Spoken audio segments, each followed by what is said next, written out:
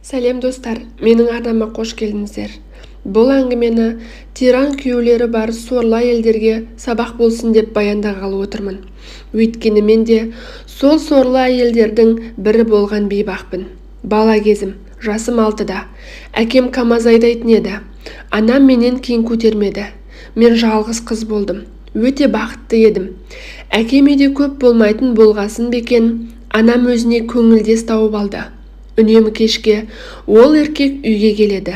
Анам маған: «Қызым, әкеңе ештеңе айтушы болма. Бұл аға біздің бөлмеде шкафты жөндеп береді. Әкең естісе ұрсады. Сен ақылды қызсың ғой» деп мені анам алдайтын еді. Екеуі анамның бөлмесіне кіріп кетіп, шкаф емес, диван шиқылдап, бір түрлі дыбыстар естілетін еді. Ол кезде баламын ғой, жаман нәрсені білмей, анамның өліміне себепші болған мені тағдыр, өмір баспалдағын аттамай жатып-ақ жылатты. Жаңа жыл. Менің туылған күніме бір күн қалған. Әкем мені қатты жақсы көрді. Анам мені ертіп базарға шықтық.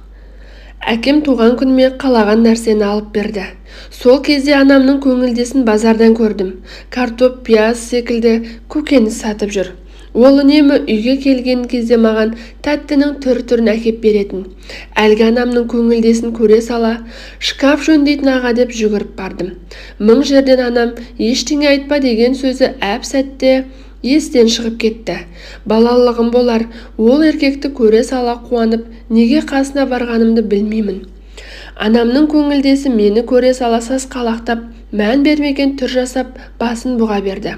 Анам мені сүйрелеп, «Жүр мұнда, тағы зат бар алатын» деп менің назарымды басқа жаққа аударуға тырысып жатты. Мен айтқанымнан қайтпай: «Бұл сол аға ғой мама, қарашы, бөтен адам емес» деп қояр емеспін.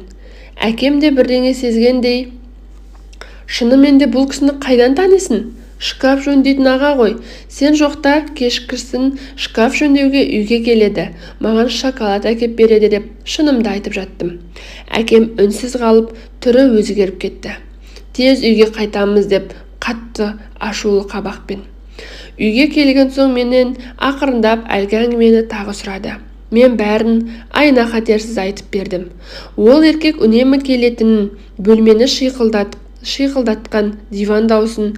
Әкем менің сөзімнен кейін қабағы одан қатуланып, мені дереу көршінің үйіне апарып тастады да, сәлден кейін алып кетем деген әкемді соңғы рет көрген күнім сол болар. Кеш болды. Үйге қайтамын десем, көрші қыз қайтарбады. Біз бір подъезде тұрамыз. Бірінші қабатта тұрдық. Көрші екінші қабатта орналасқан. Ол үйдегі аға әкемнің алыс туыстары болып келеді. Балконнан у-шу естілді. Скорый, полиция көліктері қаптап кетті. Сөйтсем, менің әкемнің қолдары кісендеулі. Полиция қолын қайырып, көлігіне тығып жатыр. Шошып кетіп, папа деп жылай бердім. Көрші үйдің үлкен қызы сүйреп бөлмеге қамады. Мен бақырып, «Есікті аш, үйге қайтам» деп тепкілеп жатырмын. «Есікті ашыңдар» деймін. Бұл менің әбден шаршап, әлсіз әлім құрып, соңғы рет айтқан сөзім еді. Әкемнің кетіп қалғаны, анам әлі күнге дейін үйге алып кетпеген үшін қайғырып ұйықтап кетіппін. Түннің бір уағы. Үйдің үлкендері есікті ашып кіріп жатыр екен. Сыбырласқан олар: «Мына қызға обал болды ғой. Енді анасыз қалай өмір сүрер екен? Ертең ауылға сүйегін апарады» деп менің шешемнің жан тапсырғанын айтқанда өкіріп жылап жердім. Менің даусымнан байғұстар шошығаннан ыршып орындарынан секірді. Үйге барам. «Анамды неге өлді дейсіңдер? Бәрі өтірік» деп ол бөлмеден шығуға тырыстым. Бірақ үлкен адамдар мені жұбатуға тырысып, айтқандарының бәрін жоққа шығарып жатты. Бірақ жүрегім бір жамандықты сезді. Сол күннен соң есейіп кеттім. Анамның өліміне өзімді кінәлі санадым. Анам маған ештеңе айтпауымда жалынып сұрап еді ғой. Ал мен не істедім? 2 күннен соң әкемнің анасы, әжем келді. «Әже» деп құшақтауға талпынған сәтте әжем мені жұлқып итеріп жіберді кеудемнен. «Сұмырай, шешеңнен аумай қалған шөп желке, ұлымның өмірін құртқан жауыл мауыздар» деп аузына келгенін айтып жатты. Көрші апа-әже қарсы шығып, «Апа, бұның не? Кішкентай қызға не айтып тұрсың?» деп әжемді үйінен шығарып жіберді. Тағдыр мені неге жылатты, тағы жылатты. Небәрі 6 жастағы кішкентай қызбын ғой. Анам мен әкемді сағынып бір көруге зар болып жүргенімде әжемнің қарғысы жүрегіме инедей қадалды. Сол күннен соң бір бұрышта отырып, әлім құрығанша жыладым. Тамақ ішпеймін, аштық сезімін мүлде сезінбеймін. Үй иелері мені өбектеп, тамақтың түр-түрін берсе де жемеймін. Тамақ ішпеген менің басым айналып, орнымнан тұра алмай құладым. Жедел жәрдем мені алып кетті. Система арқылы есімді жиып, әкем мен шешемді іздеп жатырмын. Ешкім жоқ, жалғыз өзім палатада жатырмын. Медбике келіп ыстық сорпаны аузыма тамызып қарайласып жүр. Кеш бата нағашы атам келді. Айналайын деп мені құшақтап, ақ түскен сақалы кемсеңдеп жылағанын менен жасырып тұр. Әжем ертеректе қайтыс болған. Атам ғана менің қорғаным болды. Емханадан шыққан соң нағашы атамның үйіне бардым. Әке-шешем туралы ештеңе айтпайды. Өз ойымша екеуін дін аман, тек мені уақытша тасып кеткендей, ойламаған жерден мені қуантып, қайтып келетіндей болып көрінетін кейде. Нағашы атам мен үшін бәріне қарсы тұрып, жасым 12-ге толғанша қорғады. Бірақ көп ұзамай атамның денсаулығы сыр беріп, Астанада тұратын ұлы атамды алып кетті. Содан атамды емделіп келеді деумен күндерім өтіп жатты. Ағам сыртта жұмыс жасайтын. Жеңгем екеуміз үйде қаламыз. Олардың кішкентай балалары бар. Жеңгеме құл болдым. Тағдырдың маған сыйлаған тозақ ғұмыры аз болғандай, түрмеде отырған әкем өкпе ауруына шалдығып, қайтыс болғанын естіп жылап алдым. Жеңгем де қызық адам ғой. Тіл менікі деп қалай болса солай айта салды. Үй жинап еден жуғалы жатыр едім. Сырттан келген жеңгем, «Ей сорлы, қаншер әкең өліпті, сауап болған. Жәлеп анаңды аяусыз өлтірген еді. Алла жазасын берген деген осы шығар», деп мырс етті. Жеңгемнің не деген ойы мен санасы таяз адам еді. Мені қинау үшін айтама, атам кеткелі анамның қалай өлгенін ескі газета сияқты 1045 рет қайталап айтатын осы жеңгем. Әкемнің өліміне бірде қайғырсам, енді бірде анамны өлтірген үшін жек көрдім. Осындай тозақта өмір сүргенім үшін марқұм екеуін де жек көрсем, кейде олардың мені еркелетіп өсіргені көз алдыма елестесе, қатты сағынып жылап аламын. Әкемнің жаназасына бармадым, ешкім мені апармады, тіпті іздемеді. Әттең атам болғанда ертіп апарар меді. Атам байғұс дертінен жүре алмай арбаға таңылыпты. Сол үшін екеуміз екі жақта бір-бірімізге жете алмай жүрдік. Арада жылдар өтті. 9 сыныпты бітіріп, техникалық колледжге оқуға түстім. Жеңгемнен құтылған түрім. Демалыс сайын амалсыз үйге келіп жүрдім. Басқа барар жерім жоқ. Тамыз айы болатын. Жеңгемнің «Сен үйді ақтап, есік-терезені сырлап тастай сал» деген сөздері әлі құлағымда жаңғырып тұр. Өзі бір аптаға балаларын алып, қаладағы төркініне кетіп қалған. Онысы балаларға бояудың иісі тиіп қалады деген сылтау ғана еді. Бір өзім қалғанда маған қарап тұрған шаң-тозаң, төгіліп тұрған қабырғаның сылағы көз алдыма елестей берді. Ауылда бәрі бір-бірін бақылап отыратынын қайтесің. Әне, мына қыз үй сырлап жатыр екен деген қаңқу сөздер шыға бастады. Күні бойы жүгіріп жүріп, ақталмаған жерім қалмады. Енді ғана тынығып алсам ба деп ойлап отырғанда, ауылдың ішін жаңғырықтай айқайы естілді. Екі алқаш, Үсен мен Мұрат құлап сүріне біреудің үйінің алдында отыр. Бәрін көріп әңгіме ететін сол екеуі ғой. Мені де байқады. «Әй сұлу қыз, жеңгеңді қалаға қашырып жіберіп, өзің мына жақта жалғызсырап қалған түрің бара?» деп Есен көзінің астымен күліп біртүрлі сөзбен қарады. Марат деген албасты болса сөзге келмей қосылды. Үй сырлайтын қыз күшті қатын болады деп аузын кеседей етіп күлді. «Жоғалыңдаршы» деп мән бермей тірлігімді жалғастыра бердім. Бұл екі албастының да әйелдері тастап кеткен ғой. Осындай мас күнемдерге кім шыдасын деп іштей ойлайтынмын. Бірақ тағдыр мені Мұраттың әйелі ететін сол кезде білгенімде ғой. Сол кеште үйдің ішін сырлап шаршағаннан ұйықтап қалған едім. Ауылдың әлсіз шамы түні бойы тереземнен сығалап, ұйқымның арасында екі еркектің көлеңкесін сезгендей болдым. Есімді жиғанымда Үсен мен Мұрат сығалап тереземді ашып үйге кіріп үлгерген еді. Сол бір арам түнде абыройымнан айырылып, жан дүнием азапқа толды. Таңертең солардың жазасын тарттыруға бел байлап сотқа арыз бердім. Бірақ сол сәтте маған қорған болады деген жақындарымның бәрі беті басқа болып шықты. Жеңгем арызды қайтарып алуға үгіттеп, ауыл-аймаққа жаманат келтірме деп жанымда ауыртты. Тіпті сол түнде көтерген ішімде өсіп келе жатқан бейгүнә тіршілік белгісі үшін мені Мұраттың әйелі болуға зорлап көндірді.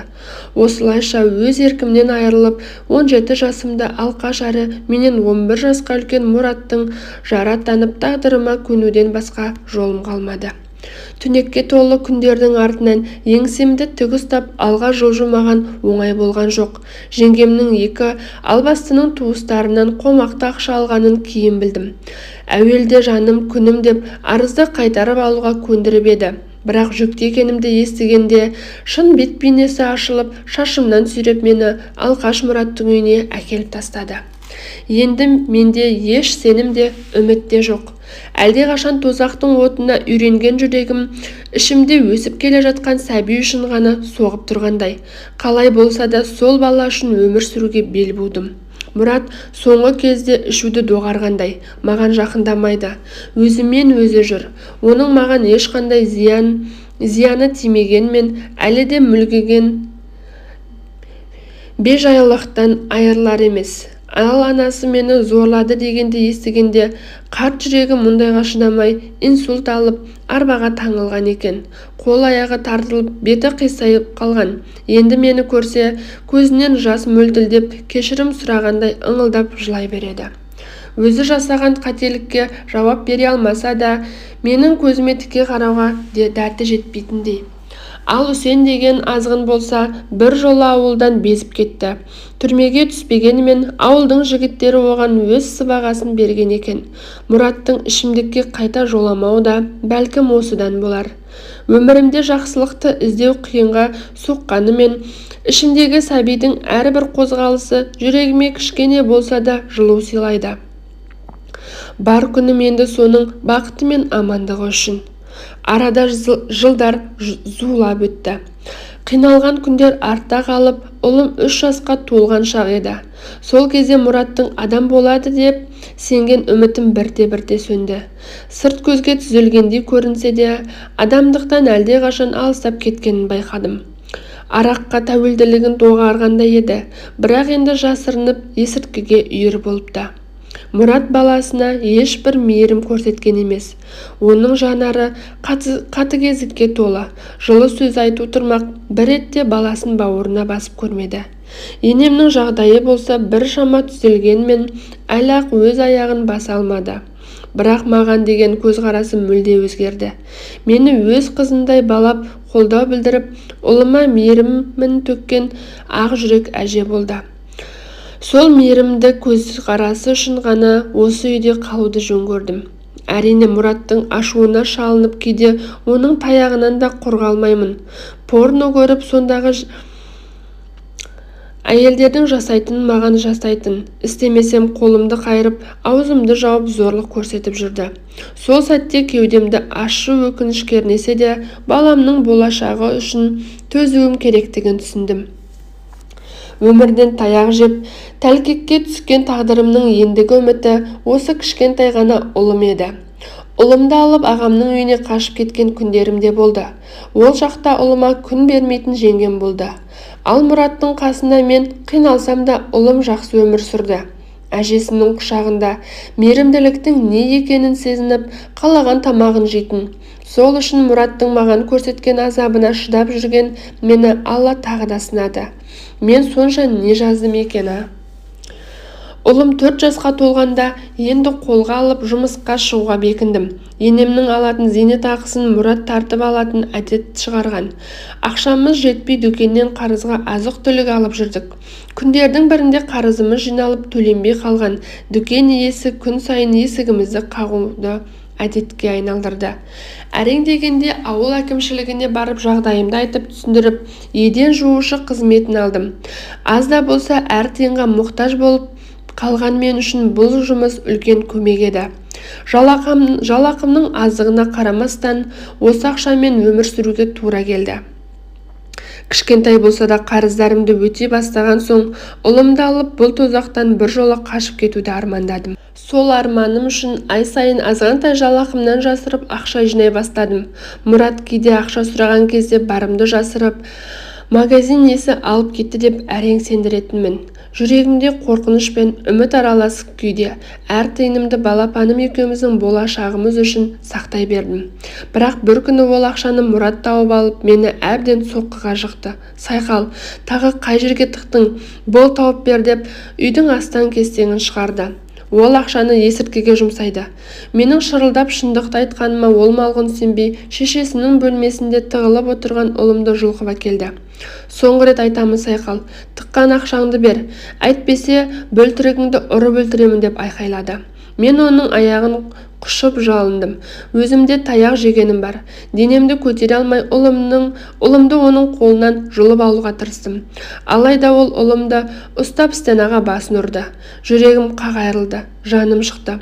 Баламның жылаған дауысы шықпай қалды. Өлсем қосылып өлейін деп пышақты алып Мұратқа жүгірдім. Бірақ оны өлтіре алмай, ол менен пышақты алуға қарсыласты.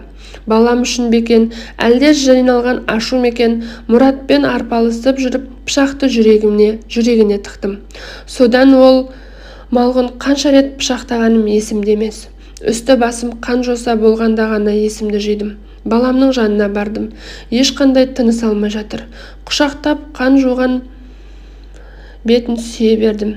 Мұрат азғын баламды бір рет емес, бірнеше рет стенаға соққан еді. Қайтейін, жүрегім-ай, кешірші сорлы анаңды, бәріне өзім кінәлімін. Әлде қашан кетуім керек еді. Баламнан айырылып қаншер болған мені сот 15 жылға соттады. Түрменің тар қапасында ең қиын кездерімде өзіме қанша рет қол салғым келді. Бірақ дәл сол кезде менің ұлымның бейнесі құтқарушыдай келіп құшақтап көзіме қарап, өлмеші, мені тастап кетпеші деген дауыс естілетін. Бұл мен үшін тылсым күшке айналғандай болды. Мен оның кішкентай қолын сезіп, жүрегімде қайтадан үміт пайда болар еді. Сол кезде бәрі өзгеретін.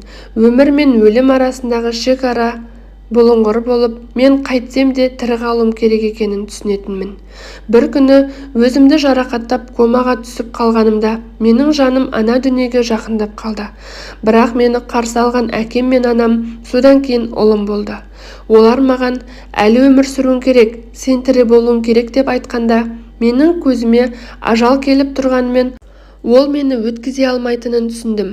Сол сәтте мен өзіме қарсы тұрған осы күштің мені қайта тірілтуге, өмір сүруге мәжбүр етіп жатқанына таң қалдым. Менің жаным тіпті дүниеден өтуге қадам жасаған сәтте де сүйіспеншілік пен отбасының жылуы мені ұстап қалды. Өмір мен өлімнің арасында жүргенде мен үшін ең маңыздысы ұлымның жанында болу, оның мені тастап кетпеуі.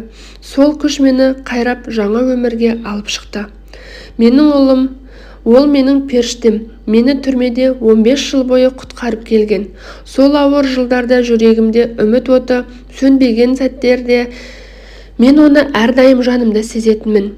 Ұлымның маған берген күші мені тірі қалуға итермеледі. Ол менің тіршілігімнің жарық нұрына айналды. Қиыншылықтар мен зардаптардың арасында мен оның бейнесін көремін де қайта оянамын. Түрмеден шыққан соң мен көше сыпыратын жұмысқа тұрдым. Сол жерде күтпеген жерден өмірімнің екінші жарығын кездестірдім. Ол өте салмақты, мінезі жұмсақ, нағыз еркек еді. Әйел адамды сыйлап, әрқашан түсіністікпен қараған. Оны жақын танып, екеуміз бір-бірімізді түсініп, өмірдің сынақтарын бірге еңсеруге дайын болдық. Ол менің өткенімді білсе де мені әйел ретінде қабылдады. Менің барлық кемшілігімді түсініп қолдады. Біздің отбасымыздың бастамасы осылайша қаланды. Бір күні көше тазалап жүріп, алтын алқа тауып алдым. Алқа жуан әрі грамы көп, батпақпен көмкерілген еді. Бәлкім бұл Алланың біздің жолымызға салған бағыты шығар. Сол алқаны күйеуіме беріп, ол оны ломбардқа өткізіп біраз ақша таптық. Күйеуім есепті жақсы білетін адам еді. Бірден шағын бизнес ашуға ұсыныс білдірді. Біз картоп жуадан бастап сатуға қолға алдық. Алла бізді қолдады. 2 жылдың ішінде жақсы табыс тауып, жағдайымыз да жақсарды. Базардан орын алып, сауданы тұрақты жүргізе бастадық. Мен жүкті болдым, ұл туып алдым, бақытты болдым. Бірақ оны бақытты жариялауға кейде қорқамын. Өйткені мен оған жету үшін қаншама қиындық көрдім, қаншама уақытты жоғалттым, қаншама күрес жүргіздім. Бірақ мен әр сәтте ұлымның көзін көріп, сол бақытқа жеткенімді түсінемін. Бұл әңгіме менің өмір жолым, бірақ мен оны басқа елдерге сабақ болар деп жазып отырмын.